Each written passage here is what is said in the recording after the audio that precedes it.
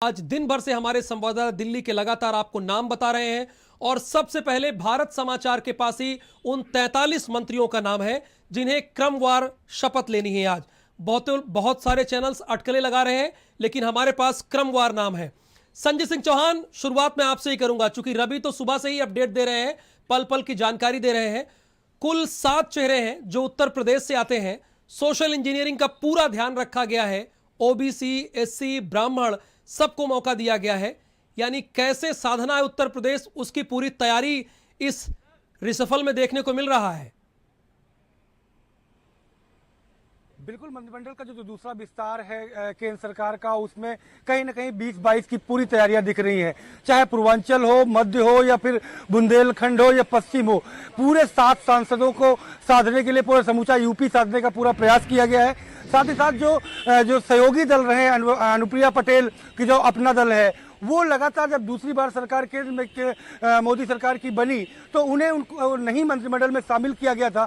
ऐसे में उन पर नाराजगी थी, क्योंकि प्रदेश सरकार में भी उनकी हिस्सेदारी उतनी अच्छी नहीं है और केंद्र में भी उनकी हिस्सेदारी नहीं थी। तो ऐसे में अब उनको भी शामिल किया गया है। साथ ही साथ अगर बात करें, महाराजगंज के सांसद है पंकज चौधरी, उनको शामिल किया गया है।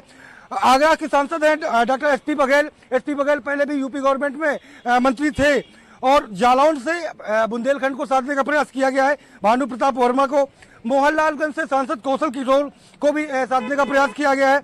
बीएल वर्मा, लखीमपुर खीरी से अजय कुमार मिश्रा, ये 7 ऐसे चेहरे हैं यूपी के जो 22 की तैयारियों को लेकर के कहीं ना कहीं बीजेपी ने रणनीति बनाई थी और उसी के बड़े मंथन के बाद उनको मंत्रिमंडल में शामिल किया जा रहा है। तो कहीं ना कहीं पूरी जाति समीकरण को साधते हुए सोशल इंजीनियरिंग की जो बात करी राहुल आपने, उसको साधने का पूरा प्रयास किया कि 22 की फतेह कैसे करें, इसकी तैयारी है। बिल्कुल, रवि भी हमारे साथ लगातार लाइव जुड़े हैं। रवि, अब तो नाम आ गए हैं जिन्हें शपथ लेनी है क्रमवार, जिन्हें बुलाया जाएगा। मैं 15 नामों को देख रहा हूं जिन्हें कैबिनेट मिनिस्टर बनाया जाना तय है। शुरुआत नारायण राणे से है, चौथे नंबर पर ज्योतिरादित्य सिंधिया है। कुमार पुष्कर ने थोड़ी देर पहले बताया कि हो सकता है कि उन्हें शिक्षा मंत्री बनाया जाए। बिल्कुल राहुल, देखिए अब 1 घंटे से कम का वक्त बचा है, यानी कि ये कहा जाए कि 50-55 मिनट अब बचे हैं जब शपथ लेंगे तमाम मंत्री। हालांकि उत्तर प्रदेश की अगर बात करें तो सबसे बड़ा प्रदेश है और ऐसे में 7 मंत्रियों को उत्तर प्रदेश से शामिल किया जा रहा है। और एसपी सिंह बघेल जो काफ़ी अनुभवी हैं और सब इंस्पेक्टर से रहने के बाद सपा में भी रहे, बसपा में रहे, भाजपा में रहे, योगी जी के साथ काम कर चुके हैं, मोदी जी के साथ भी काम करने वाले हैं, तो उनके लिए भी बड़ी एक उपलब्धि है। और उत्तर प्रदेश की अगर बात करें तो क्षेत्रीय और जातीय समीकरण को पूरी तरह से साधने की कोशिश की गई है, क्योंकि विधानसभा चुनाव नज़दीक है। ऐसे में 7 महीने का वक्त बचा है, चुनाव में जाना है। तो ऐसे में क्षेत्रीय जो रणनीति है वो भारतीय जनता पार्टी ने अच्छी तरह से बनाने की कोशिश की है। जातीय समीकरण को अच्छे तरह से बनाने की कोशिश की है। सहयोगी दल को खुश करने की कोशिश की गई है। अनुप्रिया पटेल को केंद्र में लाया जा रहा है। हालांकि एक नाराजगी निषाद पार्टी की हो सकती है, क्योंकि लगातार जिस तरह से मांग की जा रही थी, आज सुबह संजय निषाद भी कह रहे थे कि उनके पुत्र को मंत्री बनाया जाना चाहिए, प्रदेश में उनकी जिम्मेदारी और भागीदारी होनी चाहिए। तो एक नाराजगी सहयोगी दल होने के नाते निषाद पार्टी की हो सकती है, पर तमाम सहयोगी दलों को कहीं ना कहीं अब खुश करने की कोशिश जो है भारतीय जनता पार्टी कर रही है। इसी बाबत अनुप्रिया पटेल को रखा गया और जाहिर सी बात है अनुप्रिया पटेल को कैबिनेट रैंक का दर्जा मिलने वाला है। हालांकि 1 घंटे से कम का वक्त बचा है। अब से थोड़ी देर बाद ये कहा जाए कि 50 मिनट के बाद तमाम जो मंत्री हैं वो शपथ लेने वाले हैं और मोदी मंत्रिमंडल का जो है विस्तार एक बार फिर से होने वाला है। और उत्तर प्रदेश के लिए काफ़ी खास भी हो जाता है, क्योंकि 7 मंत्रियों को लेना और तमाम मंत्रियों को पोर्टफोलियो अलॉट करना एक बड़ी जिम्मेदारी है। और कहीं ना कहीं कोशिश है पूरे जातीय समीकरण को देखते हुए, चाहे ब्राह्मण हो, ओबीसी हो, एससी हो, सभी समुदाय के लोगों की भागीदारी बनाने की इस कैबिनेट में कोशिश की गई है। और पूरे देश भर में अगर देखें तो जिन राज्यों में चुनाव है उन पर कहीं ना कहीं ज़्यादा फोकस इस कैबिनेट के जरिए कहीं ना कहीं किया जा रहा है। चाहे उत्तराखंड हो, चाहे पंजाब हो, हिमाचल हो, तमाम राज्यों से कहीं ना कहीं जातीय समीकरण और क्षेत्रीय समीकरण को साधते हुए इस कैबिनेट का विस्तार किया जा रहा है। हालांकि अगर राहुल उत्तर प्रदेश की बात करें तो जिस तरह से लगातार अनुप्रिया पटेल नाराज चल रही थी और कहीं ना कहीं गठबंधन से अलग होने की बातचीत चल रही थी, पिछले दिनों जब मुख्यमंत्री योगी आदित्यनाथ दिल्ली पहुंचे तब अनुप्रिया पटेल को भी गृह मंत्री अमित शाह के आवास पर बुलाया गया और मुख्यमंत्री से ज़्यादा वक्त जो है गृह मंत्री अमित शाह के साथ अनुप्रिया पटेल ने बिताया था। तो कहीं ना कहीं उस बैठक से ही बातें निकल कर आ गई थी कि अनुप्रिया पटेल अब कैबिनेट में आने वाली है और तमाम सहयोगी दलों को कहीं ना कहीं भाजपा जो है खुश करने की कवायद में जुट चुकी है। यही एक बड़ा कारण था जब तमाम जो बड़े नेता हैं खुद जब गृह मंत्री अमित शाह कमान संभाल लिए हो और मीटिंग कर रहे हो सहयोगी दलों के साथ, तो जाहिर सी बात है उन्हें पूरी भागीदारी और पूरी खुश करने की कोशिश की जाएगी। इसी बाबत आज अनुप्रिया पटेल को कैबिनेट मंत्री का दर्जा कहीं ना कहीं मिलने वाला है और वो शपथ लेने वाली है। तो अब से थोड़ा सा और इंतजार करना पड़ेगा, तकरीबन 50 मिनट का समय बचा है जब शपथ ग्रहण शुरू हो जाएगा। और राष्ट्रपति भवन की ओर जो है तमाम नेता अब निकलने लगे हैं, एक एक करके गाड़ियां भी जो है राष्ट्रपति भवन पहुंचने लगी है। तमाम बिल्कुल, यानी रवि भागदौड़ बंद हो गई है, नाम आ गए हैं भारत समाचार के पास। कुल 43 नाम आए हैं जो आप ही लोगों ने भेजा है। उसमें मैं देख रहा हूं अनुप्रिया पटेल का नाम सबसे ऊपर है, 17वें क्रम पर आता है, 18वें क्रम पर एसपी सिंह बघेल का आता है। तो क्या इन दोनों का कैबिनेट मिनिस्टर बनना तय है? देखिए, अनुप्रिया पटेल की अगर बात करें तो अनुभव भी उनके साथ है और कहीं ना कहीं पार्टी के गठबंधन भी साथ में है और उत्तर प्रदेश में भी वो साथ में है। तो ऐसे में जाहिर सी बात है खुश करने की पूरी कोशिश की जा रही है। और मोदी मंत्रिमंडल को देखें तो कहीं ना कहीं मोदी जी की कोशिश रहती है कि जो अनुभवी व्यक्ति है, जो काम करता है, चाहे वो संगठन की समझ रखता हो या फिर जो मोदी सरकार के जो तमाम नीति रहे हैं, जो तमाम कामकाज रहे, उसे जनता तक कैसे पहुंचाया है और कितना काम किया, इन तमाम बातों को देखते हुए कहीं ना कहीं तमाम मंत्रिमंडल का विस्तार किया जा रहा है। तो अनुप्रिया पटेल एक बड़ा नाम और एक बड़ा चेहरा है। दूसरी अगर बात करें एसपी सिंह बघेल की, एसपी सिंह बघेल का अनुभव बहुत लंबा है और कहीं ना कहीं बहुत छोटे ओहदे से निकल कर आए। एसआई थे, उसके बाद सपा में गए, बसपा में गए, भारतीय जनता पार्टी में आए और अनुभव अच्छी रखते हैं। क्षेत्र में उनकी अच्छी पकड़ मानी जाती है और जातीय समीकरण को भी बहुत अच्छी तरह से समझते हैं एसपी सिंह बघेल। तो ये एक बड़ा वजह है जब उन्हें कहीं ना कहीं मोदी मंत्रिमंडल में मौका मिल रहा है प्रधानमंत्री नरेंद्र मोदी के साथ काम करने का। और जाहिर सी बात है उनकी भी पूरी कोशिश रहेगी। और देखिए, अगर केंद्र की तमाम योजनाओं की बात करें या प्रदेश की योजनाओं की बात करें, जब वो मंत्री हुआ करते थे प्रदेश में, तब भी लगातार तमाम योजनाओं को धरातल पर उतारने की पूरी कोशिश करते थे, जनता तक पहुंचाने की पूरी कोशिश करते थे। ये एक बड़ा बात रहा है कि अनुभव को देखते हुए कहीं ना कहीं इनको एक बड़ा प्रमोशन दिया गया है और अब वो मोदी मंत्रिमंडल के हिस्सा होंगे। और जाहिर सी बात है कैबिनेट का दर्जा उनको भी मिल सकता है क्योंकि एक बिल्कुल, मैं रवि आपके पास आऊंगा चूंकि कई मंत्रियों को प्रमोशन भी मिल रहा है, जिसमें 4 से 5 मंत्री हैं जिन्हें कैबिनेट का दर्जा दिया जा रहा है। हमारे साथ अनुपम पांडे भी लगातार जुड़े हुए हैं, आगरा से संजय सिंह चौहान भी लखनऊ से जुड़े हुए हैं। अनुपम, एसपी सिंह बघेल को भी मंत्री बनाया जा रहा है और इसकी बहुत संभावना है कि उन्हें कैबिनेट मिनिस्टर बनाया जाएगा। योगी सरकार में भी वो कैबिनेट मिनिस्टर से थे और अब मोदी सरकार में उन्हें मौका मिलने जा रहा है। जी, 2019 के विधानसभा चुनाव में, लोकसभा चुनाव में जब सांसद एसपी सिंह बघेल को सांसद के लिए टुंडला से हटा करके टिकट दिया गया आगरा से और उसके बाद उन्हें जीत हासिल हुई, तभी इससे ये माना जा रहा था कि एसपी सिंह बघेल को कैबिनेट में, केंद्रीय कैबिनेट में उनको स्थान मिलेगा। लेकिन ये समय के साथ जैसे ही वो समय अब करीब आया है और अब उनका स्थान मिलना तय है और कैबिनेट मंत्री बनना भी तय है। आपको बता दूं कि ब्रज क्षेत्र में उनकी अच्छी खासी पकड़ है और उनके अपने खास जो वोटर हैं उनके वो एकमात्र नेता हैं। तो इस बात को ध्यान में रखते हुए भारतीय जनता पार्टी ने एसपी सिंह बघेल को कैबिनेट में जगह दी है और उनको मंत्रिमंडल भी अलॉट होगा और महत्वपूर्ण मंत्रिमंडल उनको मिलने की पूरी संभावना है। राहुल, बिल्कुल, महत्वपूर्ण मंत्रिमंडल मिलने की पूरी संभावना है।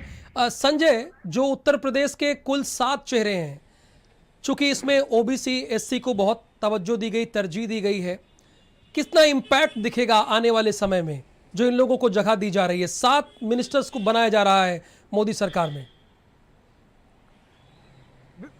बिल्कुल, मैं बताऊं आपको कि पिछड़ा और अति पिछड़ा को लेकर के जिस तरीके से विपक्ष लगातार हवाएं दे रहा था और राजनीति तूल पकड़ रही थी कि इस सरकार में ब्राह्मण, दलित और अति पिछड़ों को साथ अत्याचार हो रहा है, उन वर्गों को साधने के लिए पूरी तरीके से एक सदी हुई रणनीति के तहत बीजेपी ने एक बड़ा दांव 22 के पहले खेलने का प्रयास किया। हालांकि जमीन में उसका कितना असर आने वाले दिनों में मिलेगा वो वक्त बताएगा परिणाम के समय पर, लेकिन एक पूरी तैयारी के साथ आना चाह रहे हैं कि 22 की जो तैयारियां होंगी उस पर जाति समीकरण, क्योंकि यूपी और बिहार में खास करके सियासत जाति समीकरण के आधार पर बहुत होती है और यही वजह है कि छोटे छोटे जो इलाके हैं उन इलाकों को साधने का पूरा प्रयास किया गया है। यही वजह है कि जो है सांसद कौशल किशोर को भी जगह मिली है और अनुप्रिया पटेल जो नाराज थी उन्हें भी खुश करने का पूरा प्रयास किया गया है। इससे पूर्वांचल का जो मिर्जापुर का इलाका है वो 2-3-4-5 जगह पर जहां पर उनका अच्छा खासा प्रभाव है, पटेलों को साधा जा सके अनुप्रिया पटेल के जरिए, इसलिए उनको तवज्जो दी गई है और माना यह भी जा रहा है कि उनको एक बड़ा पद जो कैबिनेट मंत्री का दर्जा है वो दिया जाएगा, क्योंकि पिछली बार राज्य मंत्री स्वतंत्र प्रभार हुआ करती थी, लेकिन अब की बार उन्हें कैबिनेट की संभावनाएं ज्यादा जताई जा रही हैं, क्योंकि काफी समय से वो चुनाव के बाद से लगातार सरकार में शामिल नहीं थी। तो एक बड़ा जो प्रयास है वो बीजेपी के द्वारा किया जा रहा है। राहुल, बिल्कुल रवि, जहां 11 मंत्रियों ने इस्तीफा दिया तो वहीं पर कई का प्रमोशन तय है, यानी कैबिनेट मिनिस्टर बनाया जाना तय है। जैसे कि मैं देख रहा हूं जो लिस्ट है इसमें साफ तौर पर इसमें दिख रहा है आरके सिंह, किरण रिजिजू, हरदीप सिंह पुरी, मनसुख मांडविया, पुरुषोत्तम रुपाला और जी किशन रेड्डी। ये सारे लोग ऐसे हैं जिन्हें कैबिनेट मंत्री बनाया जा रहा है, यानी जिन्होंने बेहतरीन काम किया है 19 से लेकर अब तक, उन्हें कैबिनेट मंत्री भी बनाया जा रहा है। अगर बात करें इस कैबिनेट की और मोदी मंत्रिमंडल की और प्रधानमंत्री नरेंद्र मोदी के कामकाज की, तो साफ तौर पर समीक्षा इस तरह से की जाती है कि जो भी मंत्री बनाए गए वो उन्होंने कितना काम किया, चाहे संगठन की अगर बात करें या सरकार की जो योजनाएं थे उसको कितना जमीनी धरातल तक उतारा है, कितना सक्रिय रहे हैं। और एक मापने की जो सबसे बड़ी चीज़ है वो है सोशल मीडिया की। तमाम जो मंत्री थे वो सोशल मीडिया पर कितना सक्रिय थे, क्योंकि लगातार प्रधानमंत्री नरेंद्र मोदी ने पिछले दिनों कहा है कि लोगों को सोशल मीडिया पर ज़्यादा आगाह करने की ज़रूरत है, ज़्यादा जागरूक करने की ज़रूरत है और वहाँ पर अपनी प्रेजेंस बनाने की ज़रूरत है। तो इन तमाम बातों को कहीं ना कहीं केंद्र बिंदु में रखते हुए आज प्रमोशन दिया जा रहा है। हालांकि अगर उत्तर प्रदेश की बात करें तो मोहनलालगंज से सांसद है कौशल किशोर, पहले काफ़ी नाराज थे, कोरोना काल में भी आपने देखा होगा कई खत उन्होंने मुख्यमंत्री योगी आदित्यनाथ को लिखा, स्वास्थ्य मंत्री को लिखा खत, और नाराजगी लगातार जताते रहे सोशल मीडिया के माध्यम से कि काम नहीं हो पा रहा है। जब सांसद कोई काम कराना चाहता है, किसी के लिए ऑक्सीजन की व्यवस्था कराना चाहता है और उसे ऑक्सीजन मुहैया नहीं करा पा रहा है सांसद, तो आम जनता कितना परेशान होगा। तो इस तरह से वो काफ़ी ज़्यादा मुखर थे कोरोना काल में और लगातार आवाज़ उठा रहे थे प्रदेश सरकार की नीतियों को लेकर कि आखिरकार स्वास्थ्य की जो व्यवस्थाएं इतनी लचर क्यों है। तो ये कहा जाए कि अंदर खाने जो तमाम जो सांसद भी नाराज थे उनको खुश करने के लिए कौशल किशोर को भी लाया गया, ताकि इस तरह के जो भी सांसद हैं जो केंद्र के काम हो या फिर प्रदेश के काम से नाराज चल रहे हो उन्हें कहीं ना कहीं खुश किया जाए। तो प्रमोशन का जो पैमाना है वो इस सरकार में बिल्कुल तय है कि जो जितना काम करेगा, जो जितना यानी होगा, जो परफॉर्मेंस के बिहाफ पर आपको प्रमोशन दिया जाएगा। अगर आप परफॉर्मेंस नहीं करेंगे तो आपको इस्तीफा भी देना पड़ेगा, जैसे 11 मंत्रियों ने दिया। अनुपम, क्या ब्रिज क्षेत्र में जो पकड़ है डॉक्टर एसपी सिंह बघेल की, उस वजह से इन्हें मंत्री बनाया जा रहा है? के साथ पूरे आगरा, फिरोजाबाद, एटा, खासतौर से इन 3 जनपदों में जो बघेल वोट है उसके एकमात्र नेता हैं और लगातार अभी तक पिछले चुनाव का जो परिणाम रहा है उसमें 100% मत इनके कहने पर और इनकी बताई सीट पर लोगों ने दिया है। इस बात को बीजेपी अच्छी तरह जानती है। लेकिन इसके साथ साथ पिछले कोरोना काल में बघेल मॉडल सैनिटाइजेशन का काम इन्होंने शुरू था और गांव-गांव जा करके पूरे शहर को सैनिटाइज करने का काम किया था, लोगों को जागरूक करने का भी काम किया था। तो जनता के बीच में जा करके अपनी उपस्थिति दर्ज कराना और लगातार सरकार की नीतियों को जनता के बीच ले जाना और जनता और सरकार के बीच जो सेतु का काम बनना है वो उसको काम को एसपी सिंह बघेल ने बखूबी किया है। और यही वजह है कि उनकी सक्रियता को देखते हुए भारतीय जनता पार्टी ने उनको केंद्रीय मंत्रिमंडल में जगह दी है। जी राहुल, बिल्कुल, यानी आप जितना अपने इलाके में सक्रिय हैं, जितना आप कार्य कर रहे हैं, उस बिहाफ पे आपको लगातार मौका मिल रहा है। रवि, अभी क्या अपडेट है? चूंकि अब से थोड़ी देर बाद ही शपथ ग्रहण हो जाएगा, नाम तय हो गए हैं, किन्हें किन्हें शपथ लेना है, बाकायदा लिस्ट भारत समाचार पर आ गई, हमने अपने दर्शकों को बता भी दिया है। अब क्या हो रहा है वहां पे वो भी बताइए हमारे दर्शकों को। बिल्कुल राहुल, देखिए तकरीबन 35 से 40 मिनट का वक्त बचा है और ऐसे में जो 7 सांसद हैं उत्तर प्रदेश के वो राष्ट्रपति भवन पहुंच चुके हैं। तमाम जो सांसद हैं वो जो सुबह पोशाक में नजर आए थे वो कपड़े बदलकर अब नए कुर्ते और पजामे के साथ राष्ट्रपति भवन में पहुंच चुके हैं। तो तमाम जो उत्तर प्रदेश से जो सांसद हैं वो राष्ट्रपति भवन के अंदर जा चुके हैं। तो 30 से 35 मिनट का अब समय बचा है जब शपथ ग्रहण समारोह होगा। हालांकि देखिए एसपी सिंह बघेल की बात हो रही थी, तो एसपी सिंह बघेल के साथ जो मेरी बातचीत है और जो मैं उनके साथ समय बिताया हूँ, उस अनुभव से मैं कह सकता हूँ कि उनका जो माइंड है वो कहीं ना कहीं वो चीज़ों को बहुत ज़्यादा याद रखते हैं। वो एक एक गली तक पहुँच जाते हैं, एक एक मोहल्ले तक पहुँच जाते हैं, एक एक व्यक्ति के घर तक वो पहुँच जाते हैं। उनको अगर कहा जाए कि आगरा में इस आदमी को आप जानते हैं तो उनके घर तक का वो रास्ता बता देते हैं। इतना उनका दिमाग जो शार्प है और तेज़, और याददाश्त उनकी बहुत ज़्यादा कहीं ना कहीं तेज़ है, क्योंकि वो तमाम लोगों को भी याद करके रखते हैं। जिससे अगर वो कभी मिले हैं, अगर उनको नाम पता है, तो अगर वो 1 साल 2 साल 3 साल के बाद भी वो व्यक्ति अगर उनसे मिलता है तो उसे नाम के साथ पुकारते हैं। तो ये खासियत एसपी सिंह बघेल के साथ एक बड़ी खासियत जो है वो है।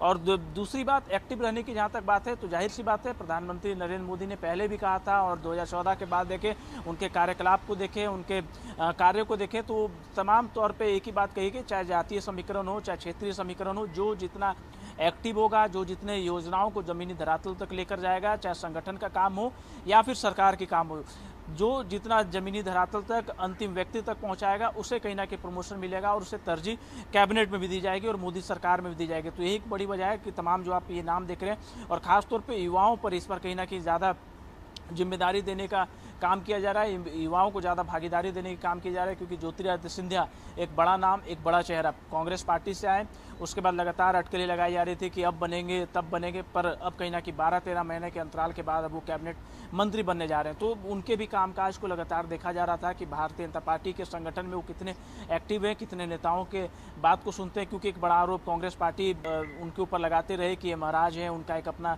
अलग स्टेटस है, उनका अलग स्टाइल है। वो संगठन की अगर बात करें तो राहुल गांधी, प्रियंका गांधी से नीचे किसी की बात नहीं सुनते। तो ऐसे में कहीं ना कहीं 12-15 महीने का वक्त लगा।